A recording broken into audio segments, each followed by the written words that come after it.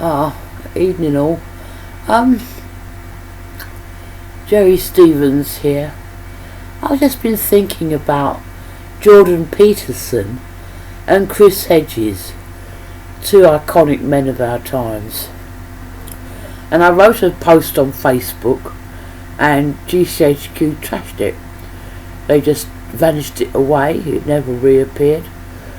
And all I said in it was that the two men are leading everyone wrong in two different directions, in two different manners, but they're wrong. If you examine first of all Jordan Peterson, now we all like him, he can explain anything, he's a wonderful talker, but that's as far as it goes with him. He's a talker, he's not a doer, and he keeps crying. I don't know why he's crying. It's as if he's guilty of something, and he knows he's leading us wrong, and he feels guilty about it. So when he says things like embrace the pain, I part company there. I don't see why I should embrace the pain. I certainly would do no such thing. And he's right when he says things like we've got to accept our responsibility. True. And then he says virtue is a hard school. True. But he doesn't come out with what the end point of all this is. Why have we got to go through all this learning virtues and picking up the spiritual tab? What's the end result? He's got no answer. That's the point where he starts crying, invariably. Because there is no point to it. It's just giving the aliens what they want, which is our suffering. We know about Loosh now. We know that what they do is they harvest our energy. Our misery and our suffering and our agony and our fear particularly feeds these creatures, and it gives them energy, excess energy, which they harvest like electricity and sell for gold. So they're pretty disgusting, these aliens, and I've got no intention of doing what they want anymore. At all. Let them go without. They can get a job like everybody else. So when he says embrace the pain, I immediately think of this, and I think, well, no, I won't. You shut your mouth up, mate. Because he doesn't embrace the pain. He sits there protesting that everyone gets at him and all this. He won't admit for a second that it's Khazar Jews doing that to him. It's not us. We pay good money to listen to this guy.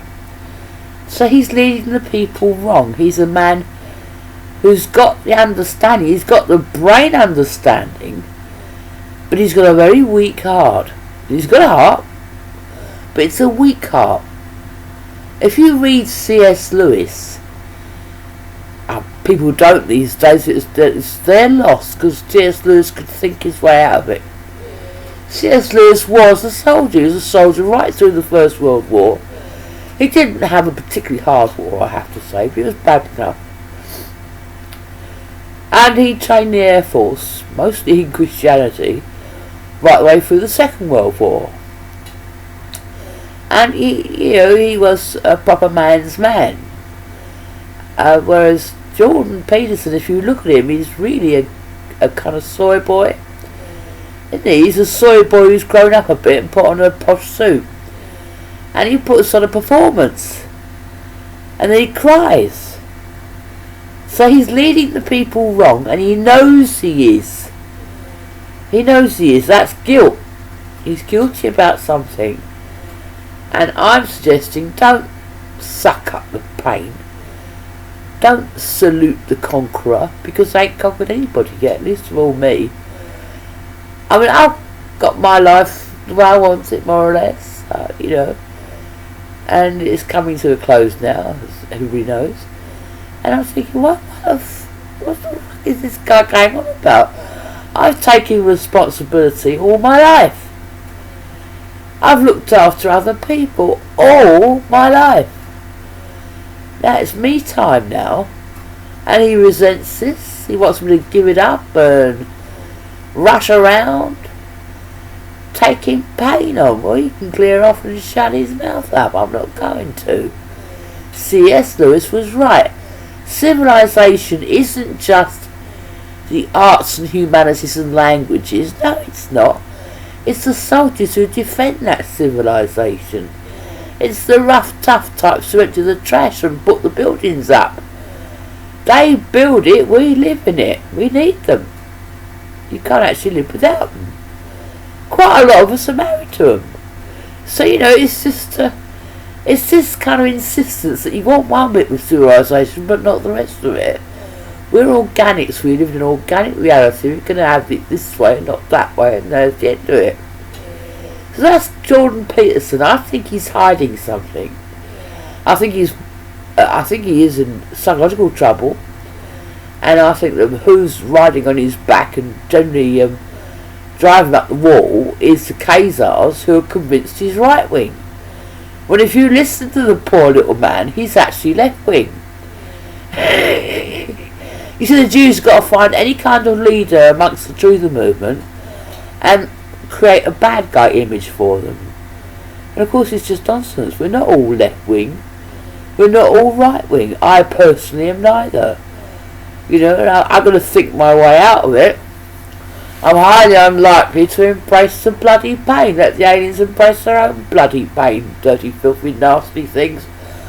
They're the ones who are causing all this problem. Ultimately, it's aliens. It's not even the Khazars. It's aliens. Well, why are we doing what aliens want? Ever. At all. For any reason. They live their lives, such as you call it that, elsewhere. They shouldn't even be in our reality. I'm pretty sure the reason why they can't stay is because it's against the law. It's actually against the physical laws of the universe for them to exist in the same place as us. So, I don't know. It all seems quite strange. We should go around obeying these creatures. I certainly won't.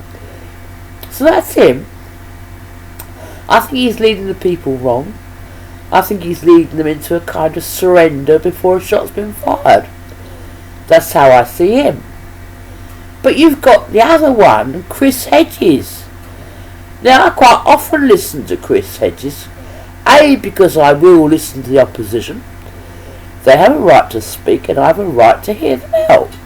But I've also got the right to tell them to fuck the hell off when they're wrong, which Chris Hedges is wrong quite a lot of the time. But I will listen to him.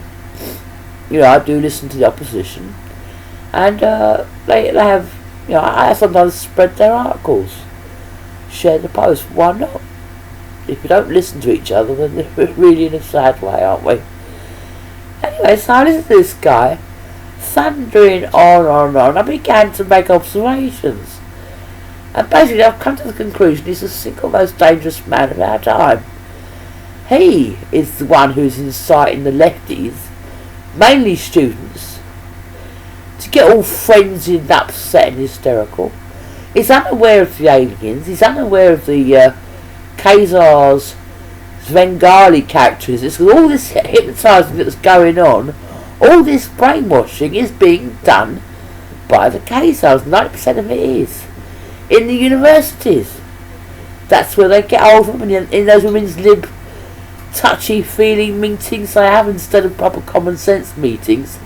They start going on about how their brothers or fathers or sons fucked them over. I've been to these meetings, so I know. In fact, it's just a bleb of emotionalism. It's just nonsense. They're accessing the electric complex and setting these girls up to basically act out their penis envy and their castration desires. That's what's going on. Chris Hedges isn't aware of any of this. And then look at the way he dresses. He wears a yellow duffel coat and a long student scarf wrapped around his neck. And he is the epitome of the student rebel circa 1966, which was my era. I was a student of a schoolgirl actually, 1966 to 1969. So I used to dress like that. So I know what he is. He's an Oxbridge type. I think he's an American actually. So he's not exactly Oxbridge, but you know what I mean. He's that type. He's a student rebel who's never grown up. He is still a student rebel in his 50s.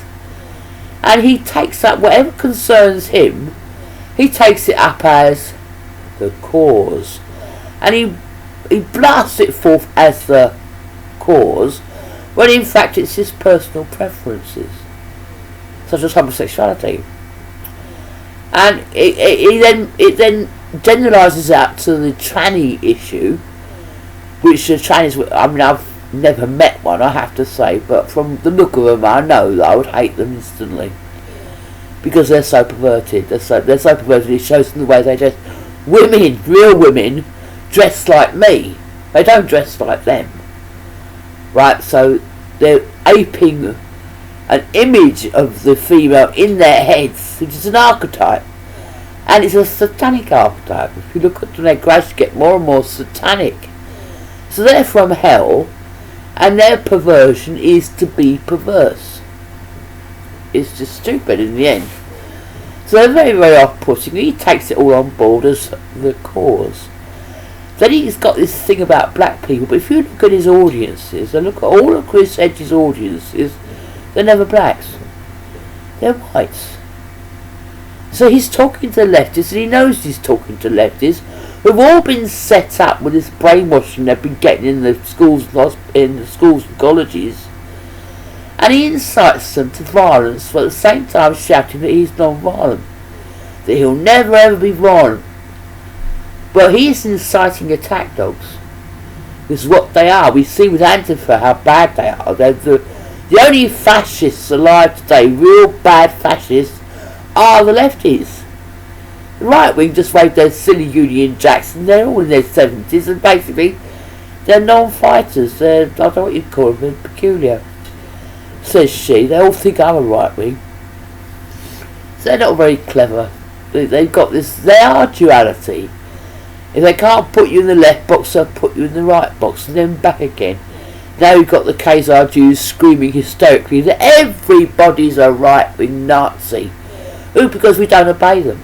We don't worship them. We don't regard them as holy. I mean, they're mad, these people. They're just complete crackers.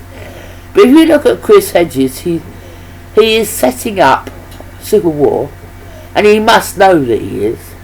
He's inciting a bunch of attack dogs to go around attacking women and children, old people, even the blind. We've seen it, we know they do it.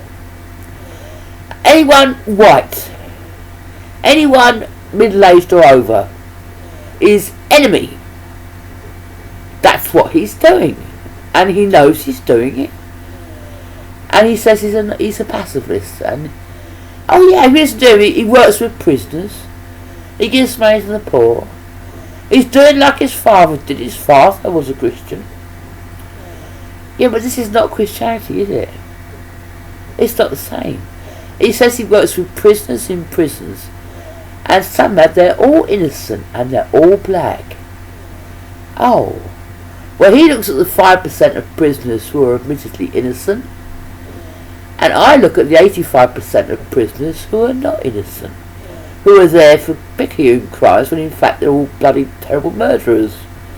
Those are the ones I will be worrying about, and they also are black. So we part company there, because he never presents the whole picture. Always a bit of a picture which is highly coloured to suit his own preferences. This is not the behaviour of a moral man. He's not intellectually moral, if you follow me. He's terribly biased. And he thinks it's everybody else who's biased. He projects himself out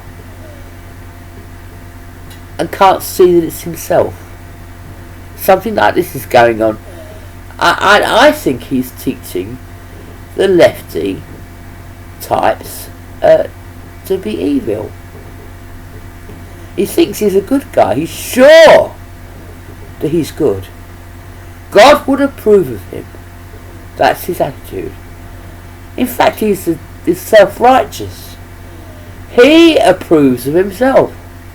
I don't approve of him. I think he's teaching the lefties wrong. Instead of seeing them for what they are, which is, well, they're victims. They've had their minds turned upside down. All their psychotic undergarments, all shitty and horrible, or flapping in the wind. They're standing there, screaming and ready to kill, and he's inciting them to do so. He's then pointing them at people like me, most of whom are completely unaware there's any problem at all. What do you mean good? What does he mean he's a pacifist? He may not take his fist to me, but those bloody Antifas would. I'm sorry, I'm white. I must be evil. We are in a pickle. So I said all this in this Facebook post. I put it much better. I wasn't so prolix. And GCHQ immediately trashed the post. I'm just saying that both men are fixated. They're both too juvenile for what they're doing. Neither of them can see themselves as they really are, and they're leading the people wrong. That's all I'm saying. I'm saying go back to C.S. Lewis, and you will find that he taught soldiers. He was a soldier. He knew that civilization depends on the soldiers. In the end, it does, and we can't leave them out of account. Not least because they're able to kill us all, and will if they're told to. When was Chris Hedges or Jordan Peters going to talk to them? Because they, in the end, will have the deciding card. But they're unaware of the fact that they've got the deciding card. They know they can kill. They don't know they've given away their free will. They're unaware of that. So I don't know quite what to do about these two guys, Jordan Peterson and Chris Hedges. They haven't read their C.S. Lewis in many, many years, and in both cases they're on the wrong side. They're leading the people wrong. Take up your responsibilities, which in this hour, this age, means picking up a gun and blowing away the nearest cato. Kill them. You've got to stop them somehow. And that's what I would do. That's what I would be teaching the people if I taught anything at all. That you have to be soldiers in this hour. Because the cases have set up white genocide. The blacks are going to do it. The Islamics are actually honking to bring slavery and the rest of it into this country and have all white people licking their boots and all this sort of thing. Well, you either defend yourselves or you don't. But embracing the pain won't cure it. And pretending that lefties are somehow moral, when if you look at the history of communism all over the world, just look at it. So, in fact, Chris Hedges needs to read Alexander Solzhenitsyn for a start, and Jordan Peterson would do well to go back to C.S. Lewis and stop bloody crying. It gives the game away. He's teaching us wrong, and he knows that he is. What is his secret? That's what we should all be asking. What's he hiding? Why have we got to embrace the pain? He doesn't.